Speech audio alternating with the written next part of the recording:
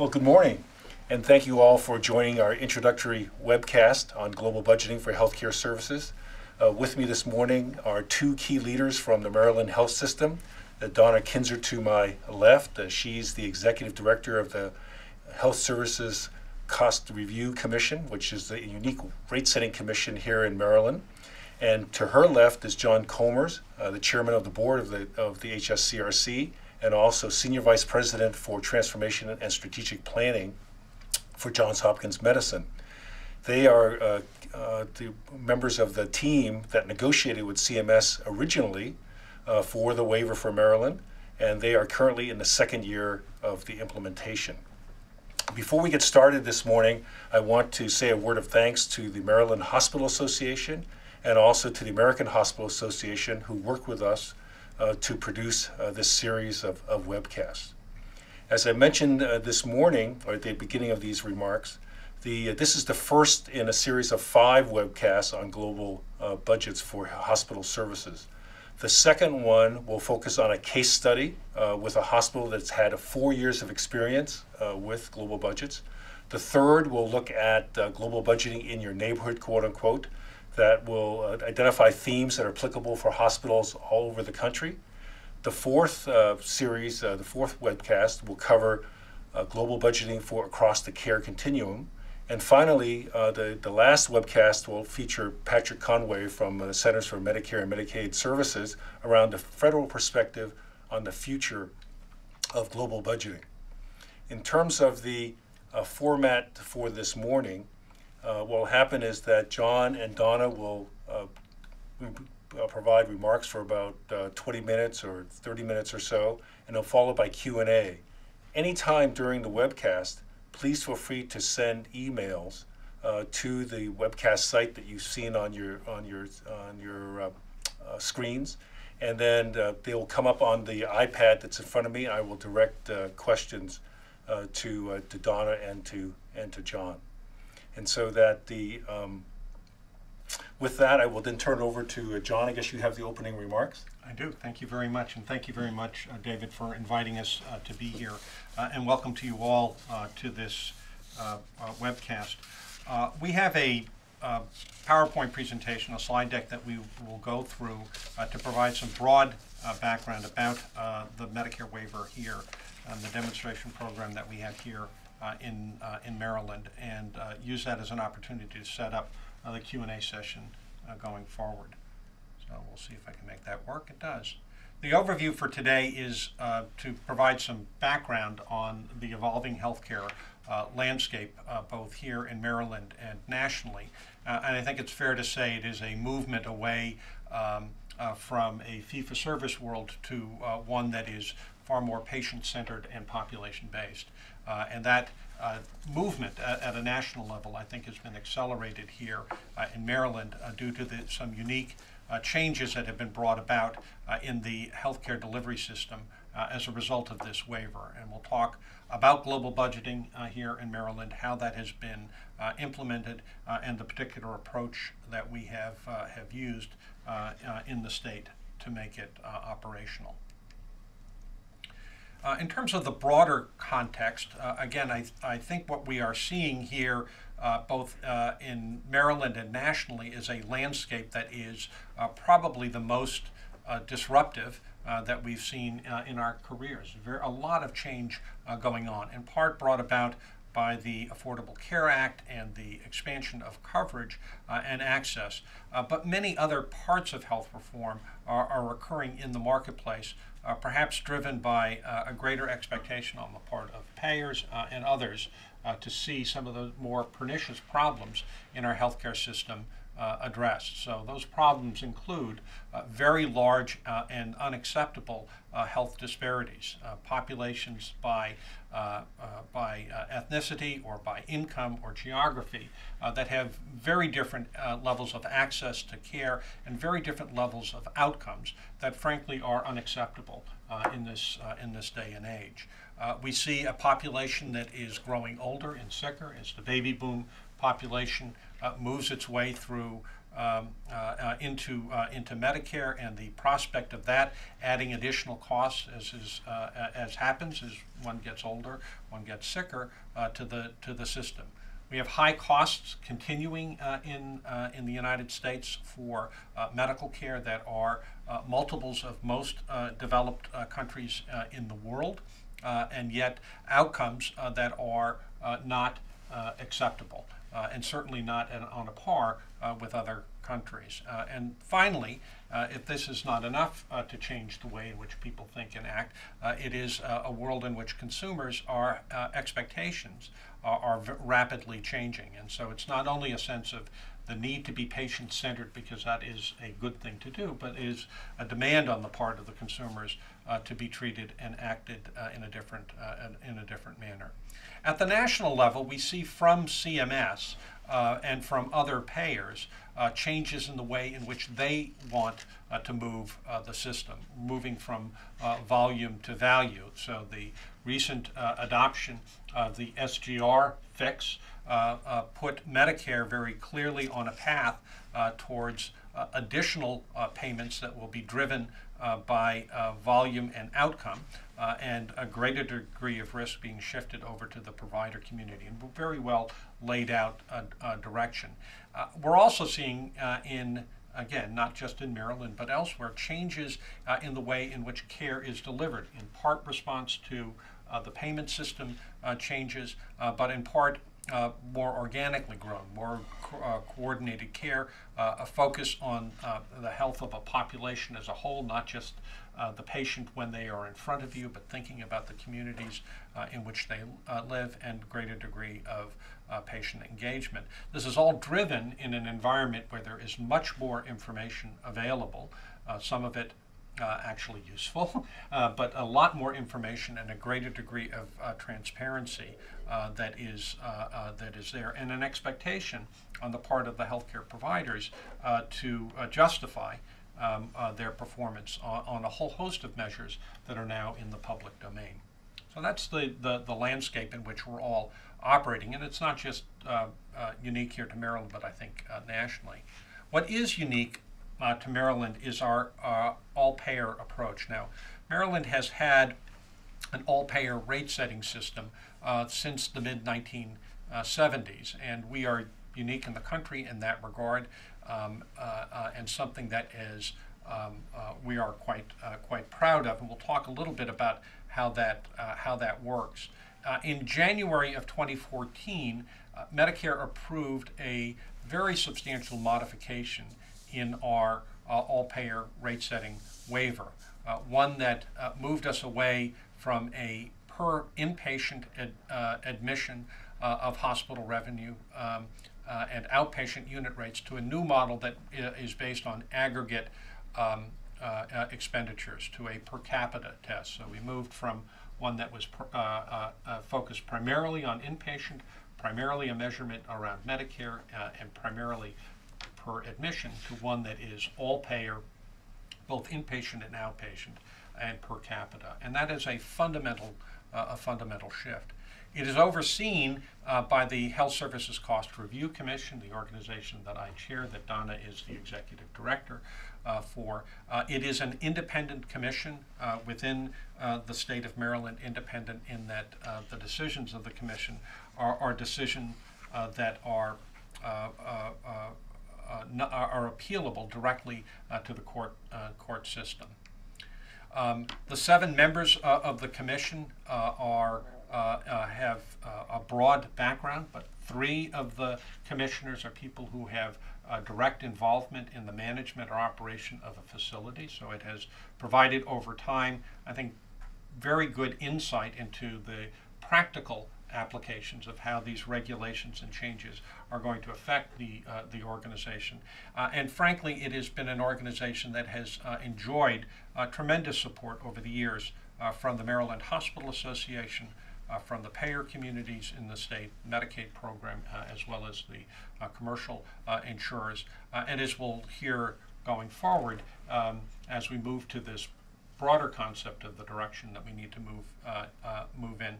Greater involvement now of the physician community, post-acute world, and consumers have been actively involved. Again, this is an all-payer system, and so this is not just limited to Medicaid. This is not just limited to Medicare, but it is across the board to the entire roughly $15 billion industry for the roughly 6 million people who live within the state of Maryland. The program itself limits cost shifting to payers. Because it is an all-payer system, the ability of payers to shift their costs that they don't believe are their responsibility to others is severely limited here. It innovates with stakeholders and provides opportunities for them to participate on a direct basis with the local regulators. And we have funded a substantial amount of social costs across the board that all payers contribute to. So uncompensated care, there's roughly $700 million in uncompensated care that all payers help contribute to in Maryland. And so we don't have hospitals of last resort here in the state. We may have hospitals that have higher levels of uncompensated care, but all payers are contributing to it. And likewise, all payers contribute to the explicitly to the cost of graduate medical education. Over the years, the Commission has developed a very robust data system and has used over time measures to incentivize through outcomes payments over time, and that has become particularly important as we move to the global budget arrangement to have very good and robust data system. And that includes, I should say, a very strong and robust health information exchange that is here in Maryland. And so, unlike other jurisdictions, this model has actually provided a business case for HIE in ways that has not been made available elsewhere. So this new model here, the key provisions of going to a per capita test essentially is that the state of Maryland has committed itself to holding all payer hospital costs in Maryland to the rate of growth and the per capita rate of growth of the economy as a whole. And so that long-term rate of growth is 3.58%, and we've committed ourselves over the 5-year demonstration to hold hospital per capita costs to that level. In addition to that, we have made a secondary commitment to Medicare specifically to provide additional savings above and beyond that, not to a fixed number, but to whatever the trend line number is for Medicare, beating that sufficiently each and every year to an aggregate savings of $330 million over the 5-year time period. We've also committed ourselves to some very specific population health and patient-centered measures to reduce things like hospital complications, readmission rates, improve HCAP scores, and largely move this system away from one that is fee-for-service and volume-related to very much a value-related system. This payment program actually began as an experiment under the old waiver with 10 hospitals that have been successfully living under global budgets. As you mentioned, you'll have a real live example of that in an upcoming webinar. But we transitioned it from those 10 rural hospitals over to the balance of the hospitals in Maryland who have now embraced this new model very readily. And thanks to Donna's hard work, we're able to get all of the hospitals to sign on to global budget agreements that are contracts that have been established and in fact are available for view on the Commission's website. So with that as a broad picture of regulation in Maryland and how it's operated, I'm going to turn it over to Donna to speak a little bit more about some of the details of global budgeting. Well, thank you, John. Before Donna makes her remarks, just want to remind all of you out there that if you want to send email questions, the link is global budget, all one word, at jhu.edu. So it's global budget, all one word, and at jhu.edu. So over to you, Donna. Thank you.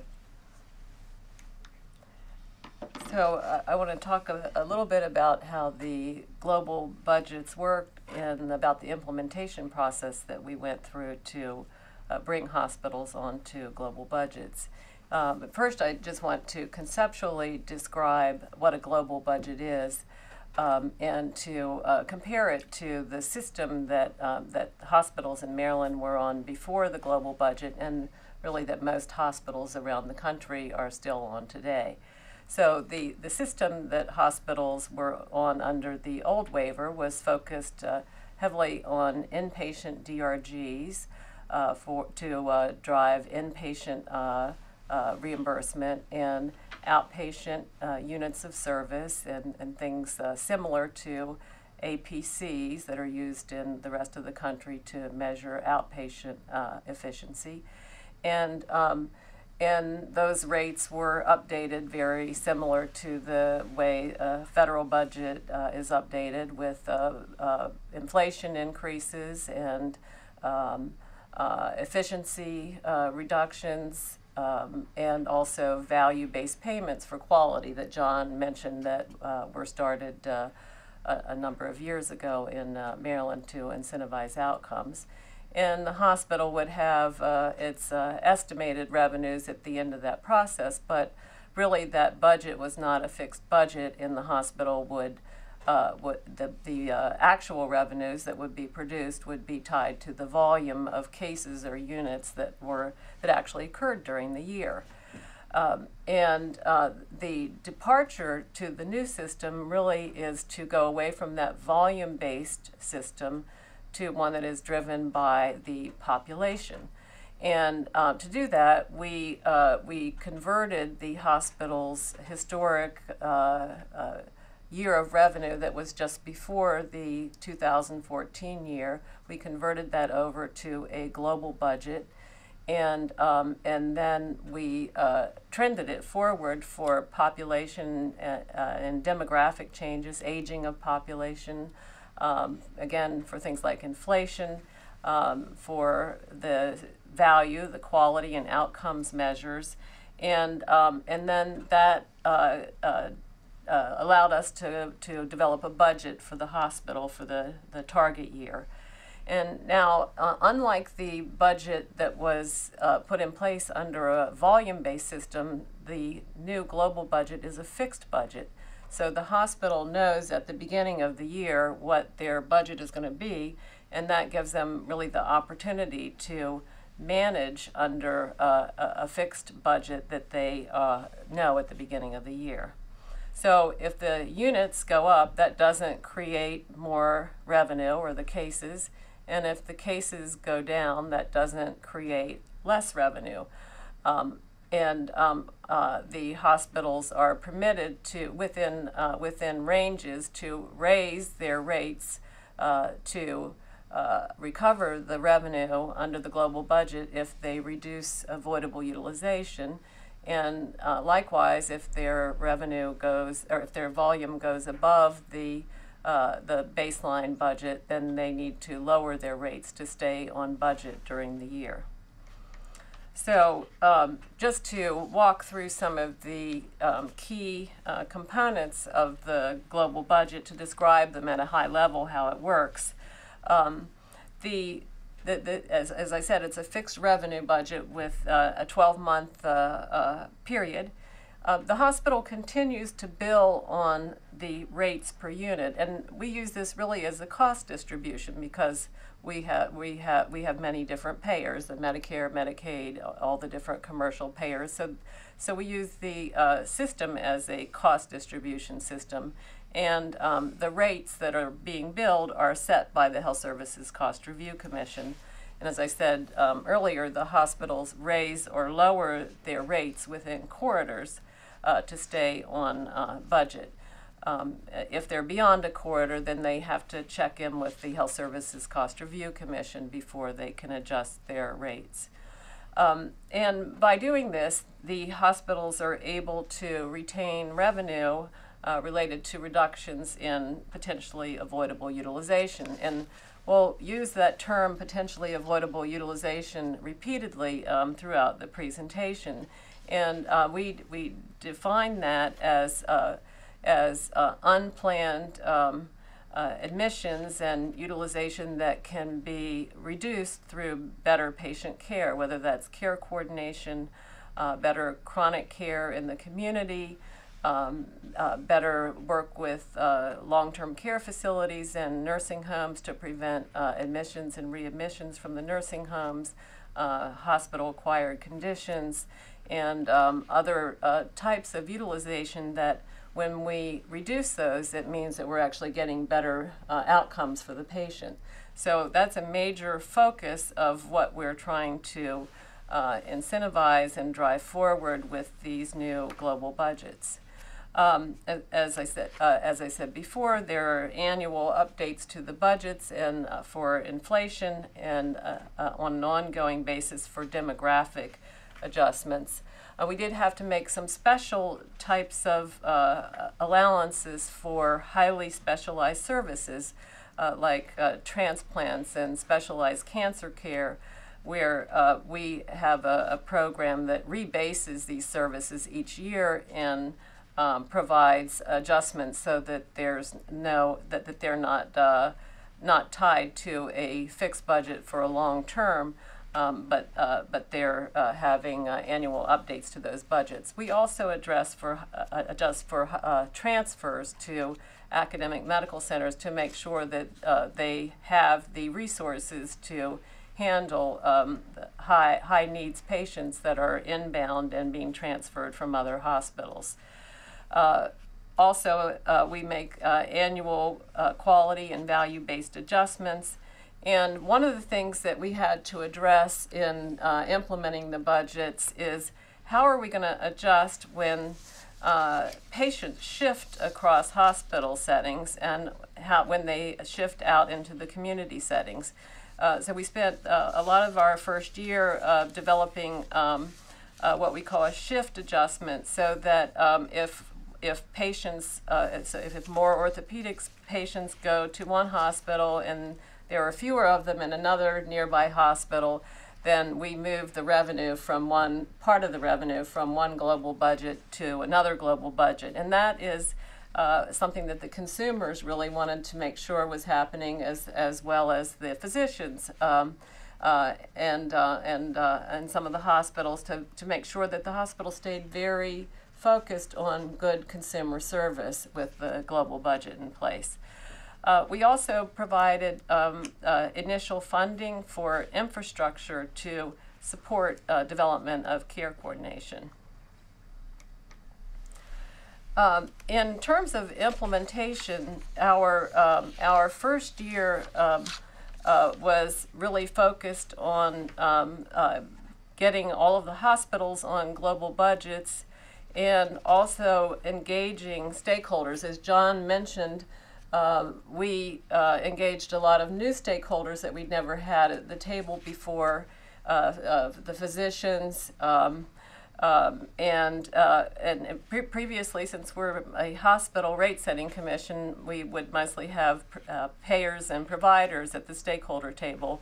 But now, since we are really needing to coordinate with community providers, we had physicians and other community long-term care facilities, and we really had a major number of consumers join our work group process and provide input. We also focused on changing our policies to reducing potentially avoidable utilization and building our infrastructure. So, for example, we built our infrastructure to be able to monitor results on a monthly basis. Our year 2 focus has really turned to look at clinical improvement. And so a lot of the clinical improvement has to be coordinated with partners outside of the hospital, with the long-term care providers, with physicians, with community organizations. And that is really going to be the key to the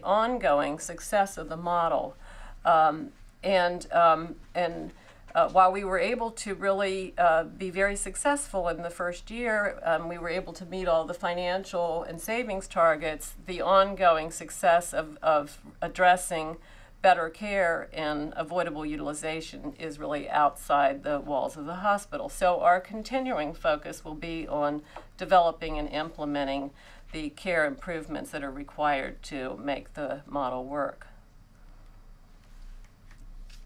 In the implementation process, we had after we got through our first year of implementation, we had a 5-month-long stakeholder work group focusing on the strategy for Maryland and what are the key factors that are going to drive success going forward in care delivery in Maryland. And so there were 3 major areas that came out of that work, and some of them are around care delivery, of really developing the care coordination and focusing on chronic care and care for complex patients, supporting the development of primary care, and bringing consumers to the table in a meaningful way and engaging consumers in care delivery. And we have a very active process around the consumer engagement that is ongoing. As John said, we already had a very sophisticated health information exchange that had all hospitals hooked up with real-time information being exchanged on admissions, discharges, transfers, and outpatient encounters. But now we have a very aggressive agenda to connect all the providers and bring tools to the point of service providers relative to patient information, and really bringing that at the point of care. There's also a lot of focus on trying to align. So the hospital budget is now completely moved away from its focus on volume, but other provider systems are not on that same payment model, and we're focused on developing approaches to payment alignment with those other systems. In terms of the implementation goals, the focus of moving to a more patient-centered system as we move forward with our population health strategies has driven the HSCRC, together with the stakeholders, to focus on a number of new measures and new infrastructure from the Health Services Cost Review Commission. And so our policies are being driven, and our funding is being driven toward a focus on chronic care and care for patients with high needs, and on care coordination. And as I said before, very much on reducing avoidable utilization. And one of the things that the Health Services Cost Review Commission is doing with the stakeholders is producing monthly patient-centered data to help the stakeholders develop strategies to quickly address implementation approaches to reduce avoidable utilization. So very current patient-centered information. And we've been very attentive to the consumer in this process, and there are lots of consumer protections in our process. The global budget contracts have many consumer protection clauses.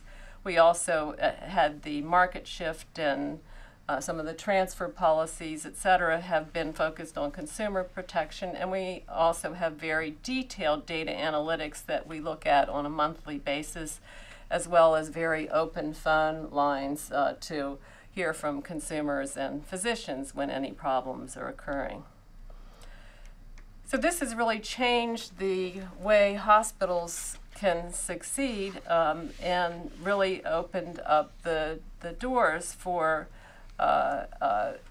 moving to a population-based approach and really innovating in the hospitals. It's quite a change when you know what your revenue budget's going to be at the beginning of the year. You know what you always knew what your expense budget was, and you had to adjust it. But now you actually know what your revenue budget is going to be. So that allows hospitals to focus their resources in new ways to manage efficiently and focus on avoidable utilization and improving population health. And as the avoidable utilization goes down, it produces opportunities for additional investments or for other innovation that the hospital might want to invest in. And the success of all of that is dependent not just on the hospital, but continuing to expand the reach out to partners of other providers, the physicians, the communities, and patients to really make this effective. And in terms of strategies to effectively change the dial on utilization, we have caseworkers in emergency rooms helping connect people with primary care resources, making sure they get their medications, focus on transitions, and a new focus on addressing complex patients in the community, disease management clinics and other disease management strategies focused on diabetes, hypertension, other things that are driving poor health and high utilization. And there's been a lot of innovation with post-acute providers. Lots of success in not just reducing things like readmissions, but a very high level of success in reducing admissions by having physicians following the patients from the hospital into the post-acute facility, by putting a transition nurse in the acute facility who does medication reconciliation with the hospital, by really focusing very significant resources on making sure that information passes back and forth between hospitals and the nursing long-term care facilities. And the Maryland Hospital Association has really driven a lot of the, along with the long-term care associations, has driven a lot of that process of the post-acute care integration and care improvement with the long-term care facilities using a tool called Interact to help standardize the process. It's been very, very successful. And so it's been a very busy year and a half since the implementation of the new all-payer model for Maryland. And this, as John and David said, this really tests an all-payer innovation at a state and local level.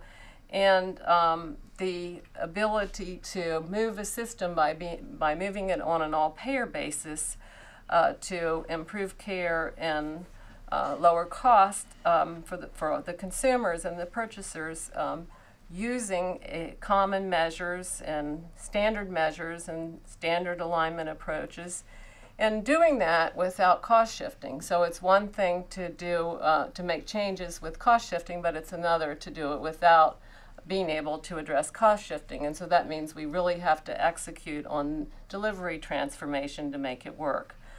The payment model provided the foundation for this broader change, the global payment model. But also what was extremely important to the initial success of the model is the participation of the stakeholders, especially the Maryland Hospital Association and MedCai, our medical society, the payers, and just lots of different consumers and consumers organization contributing to the process of model planning and implementation.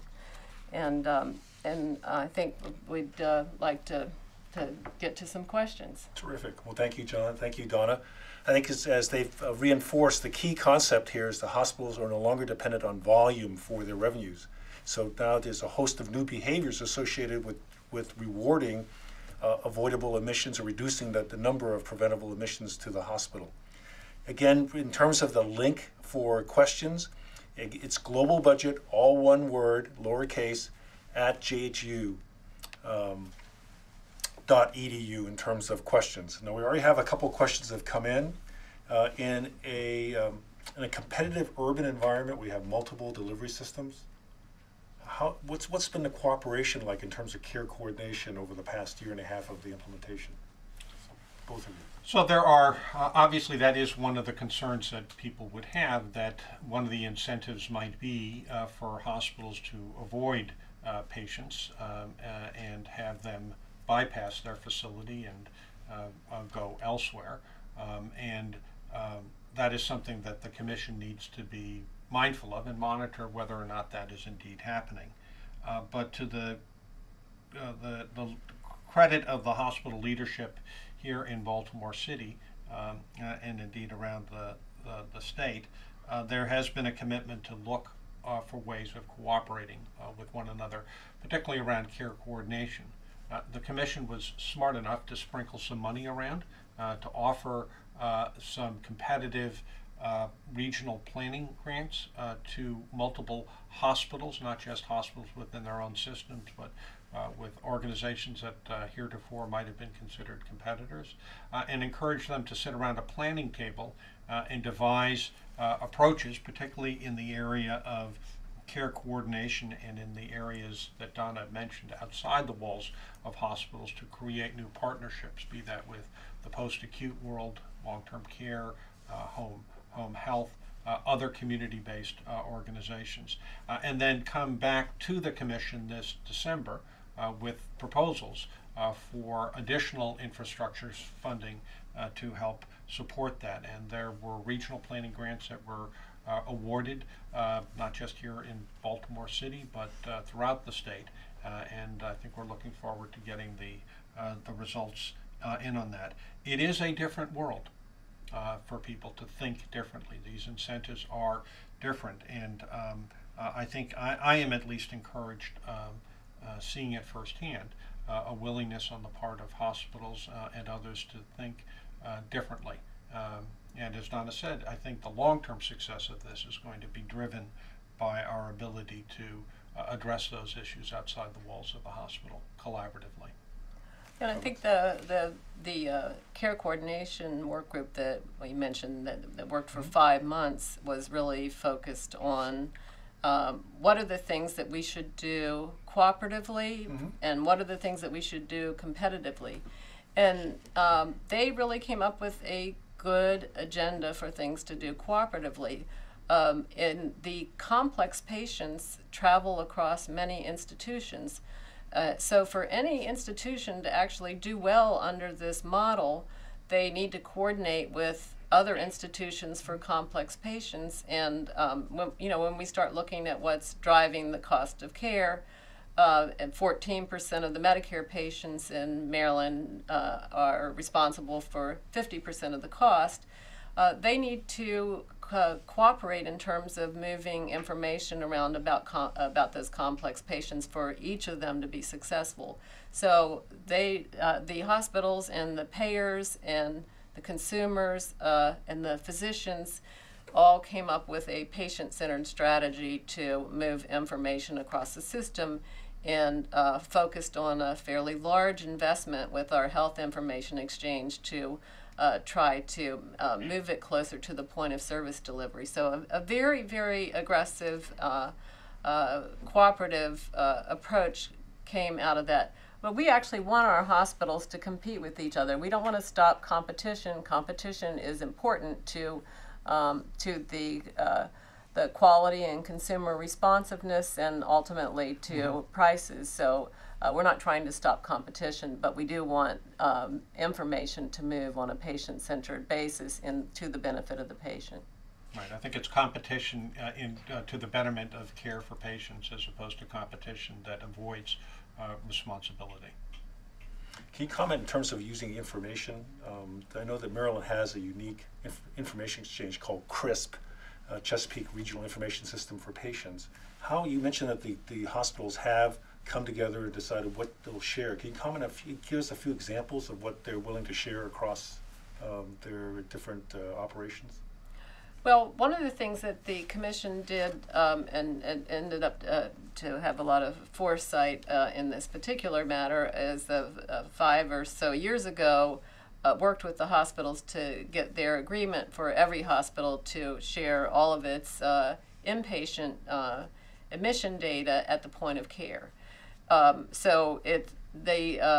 And what they did with that is to use that to develop a unique ID that could allow us to link across hospitals.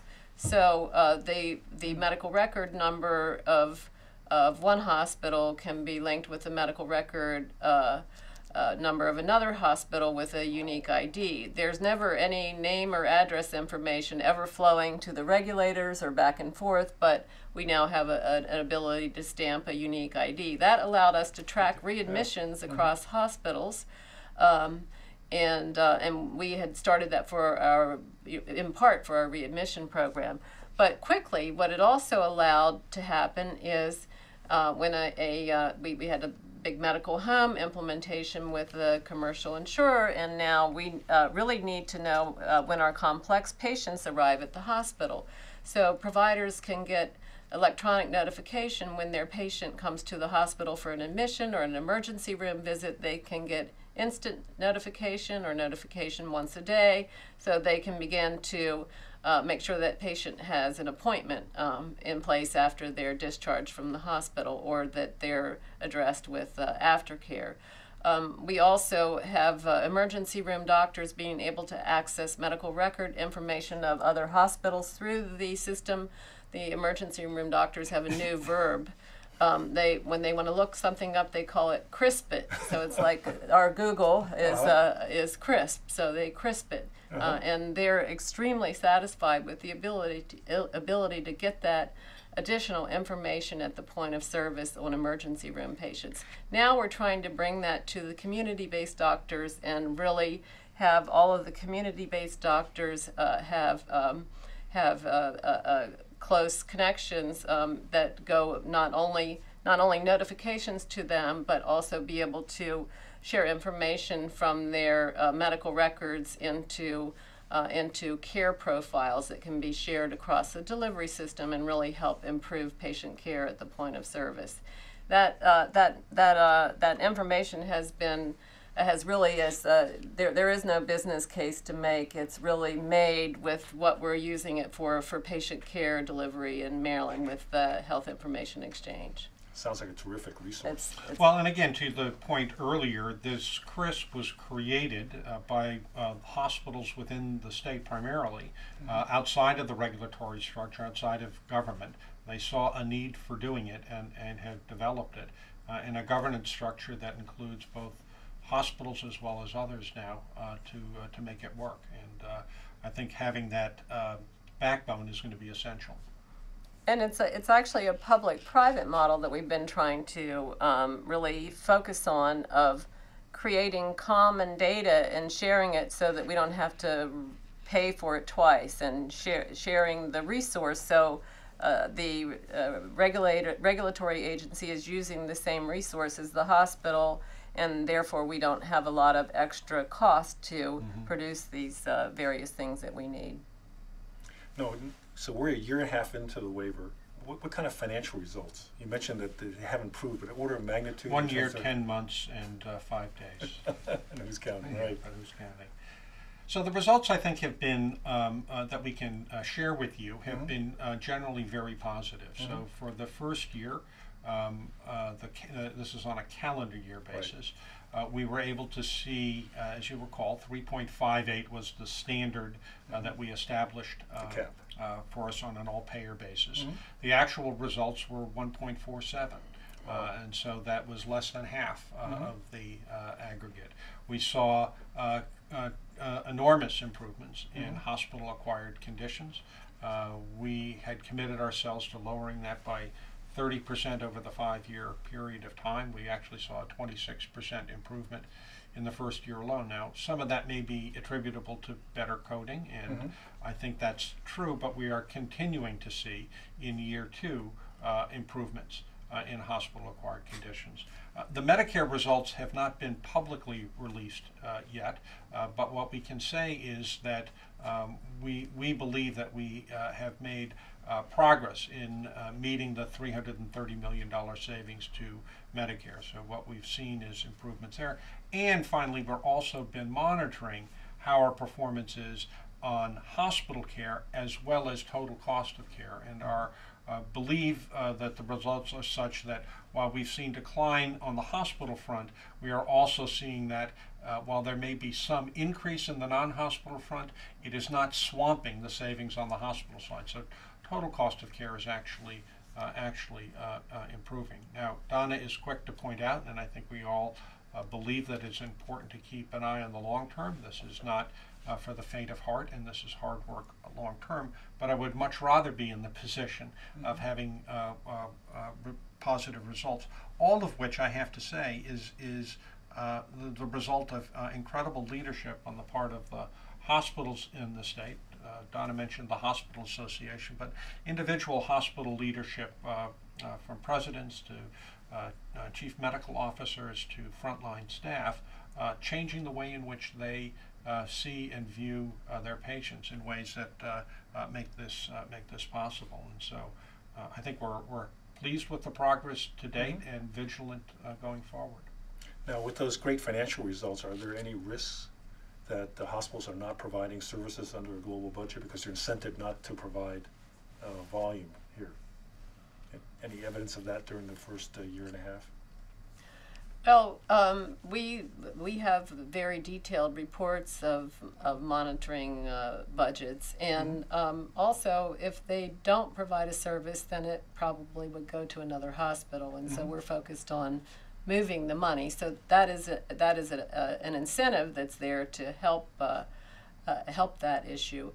We also take any complaints very seriously, and we investigate them immediately. And if there are any issues to address, we address them immediately. So we have a lot of data tools, and we can quickly investigate any complaints and address them. So I don't think that we don't see that we haven't seen it. Great. We're not seeing the severity index go down in the hospitals. The severity index is severe patients are still there, and the emergency rooms are still having a lot of patients, and a number of them are still growing in their volumes in their emergency rooms. So there's still the volumes are about flat, which is good compared to the growth cycle that we had in the past. So I do think it's something that we have to be vigilant on. It's not something that you want to see happen, but the incentives under a system change when the and motivations may change. So I think we continue to monitor it along the volume fronts. We want to be able to take a look at whether or not emergency rooms are open and available when they should be. And I think, as Donna said, the Commission has the tools to be able to respond quickly, and I think we'll be intolerant of behavior, more than intolerant, of behavior that is pernicious in that regard. I think there will continue to be discussions within the state, as there should be. And again, I think that's one of the advantages of having a local regulated approach, is that these types of issues can be petitioned to the Commission. on whether or not the market shift adjustment, for example, is appropriately sized. And the Commission did an enormous amount of work. The staff did on developing a proposal. We have that now in place, and it will be worth looking at going forward, whether it is being done, whether it's sufficiently designed and appropriate, and may need to be tweaked over time. And I think the Commission would be open to doing that. We haven't talked about issues of capital. That's another whole host of issues that I know. Can you say more about that? Hospitals are concerned about, and it is we're beginning to. The Commission's beginning to develop policy around how one does this. So under a global budget doesn't mean that you don't need to be able to generate sufficient performance to be able to replenish capital as needed. What is needed capital may indeed change in environment like this, but there will still need to be investments in new plant and equipment and opportunities. We want to make sure that there continues to be innovation here, and we'll work our way through that. So the Commission has to, in developing then its standard for the update in the course of the coming year, include in the update discussions not just issues of inflation or issues of population change, but make sure that there are adequate reserves built into this for things like capital, for adjustments to make sure that if there are exogenous factors like a public health emergency, whether we're able to adjust for that. Now that's built into, in part, into our agreement with CMS, but we don't want this system to be ignorant of these types of factors that are continue to be important. And I think it has worked here in Maryland under this system.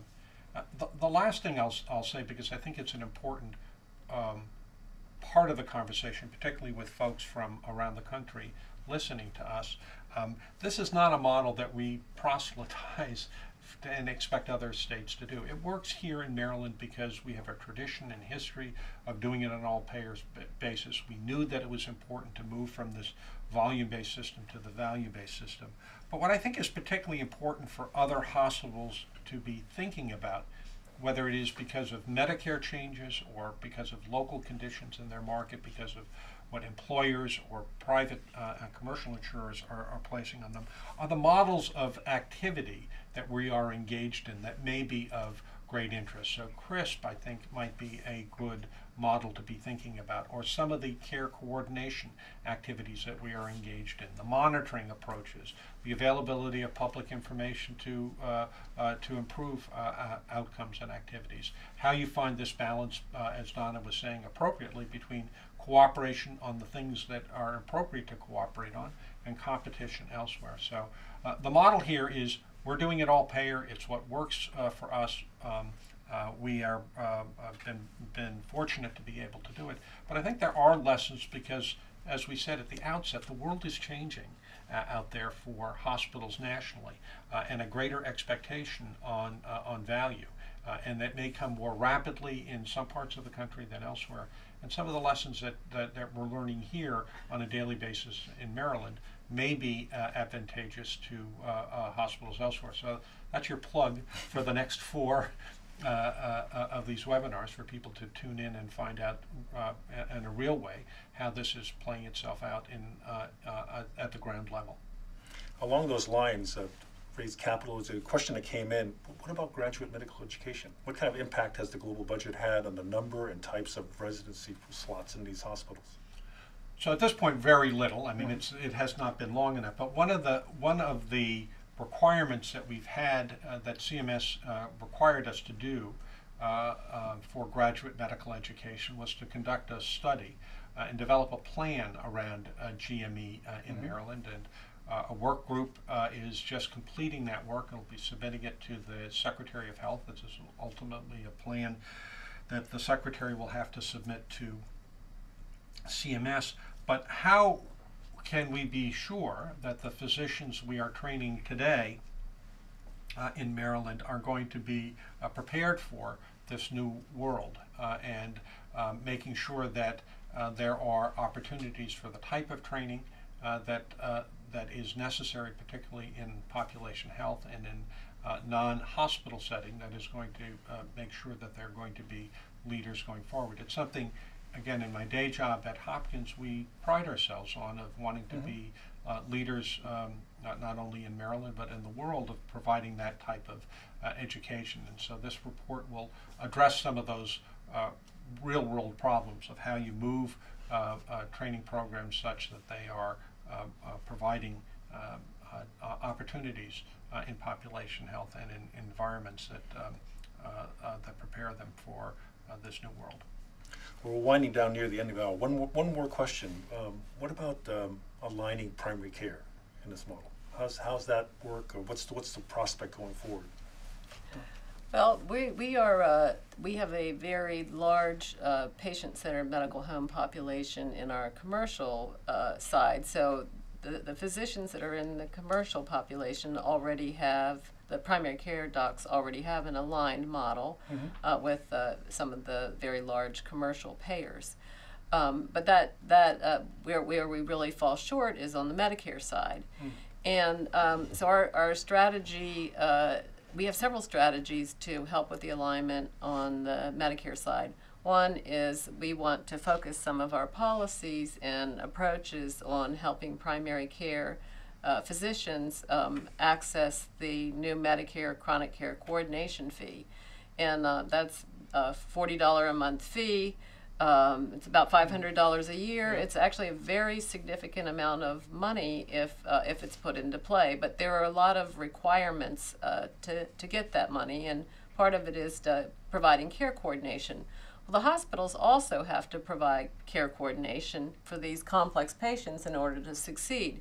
So we're focusing on combining forces and being able to actually put the hospital's money to play and the hospital's interest to play in identifying the complex patients and working with the primary care doctors with the Medicare approach to kind of create a virtual medical home, if you will, and also to develop a pay-for-outcomes model that the hospitals can also contribute in addition to that CCM fee, that chronic care management fee, some funds to primary care when community-based care results in a reduced avoidable utilization for things that don't end up in the hospital because they've been taken care of in the community. So that's the approach that we're working on. We're in the design phase of that, and hopefully in the new year we'll be in the implementation phase. Right. I think it's going to be important for us to be thinking about ways in which we can work with CMS in particular in getting some additional waivers and flexibility for the types of things that Donna mentioned that allow hospitals and physicians, primary care as well as specialty physicians, to be able to interact with one another without running afoul of federal provisions that address anti-kickback and Stark and all the rest of that. Yeah. We also have about a third of the Medicare patients in ACOs in Maryland, and ACOs can be very expensive to develop the infrastructure to make them work, but the hospitals are already having to invest in the infrastructure. So it's another tool that could be really focused on the alignment of primary care physicians, in particular for the Medicare patients. And that's another reason why it's so important to have the medical society at the table and participating in this work, and they've been a great partner in this so far. And so yeah, they've been at the table during the whole design process, and they are at the table now designing with us how to work with the primary care physicians and with the specialist as we implement changes to try to align models going forward and really implement a system that will work to achieve the goals of the new model. Well, thank you very much. We're right at the end of the hour here, and for those of you that we couldn't get the questions, we're going to have them posted on our website. But again, if you have more questions as you think about the webcast today, please send them to that URL, the globalbudget@jhu.edu. And please join me in thanking both Donna and John for a terrific presentation this morning. Well, thank you. Well, thank very much. you. You're welcome. In terms of our next webcast, it's scheduled for Friday, November 3rd from 3:30 to 4:30 Eastern Time. And as I mentioned in my opening remarks, it's featuring a case study, Carroll Health Center out in Maryland. They've had a 4-year experience with global budgeting. And joining us here in the studio will be the CEO of that health system, Leslie Simmons, and also the CEO and president of the Maryland Hospital Association. So please join us for that webcast again next Friday, November 13th from 3:30 to 4:30 p.m. Eastern. Thanks very much for joining us this morning. Thank you. David, this was great. Thank you very much for doing this. This was great. Yeah.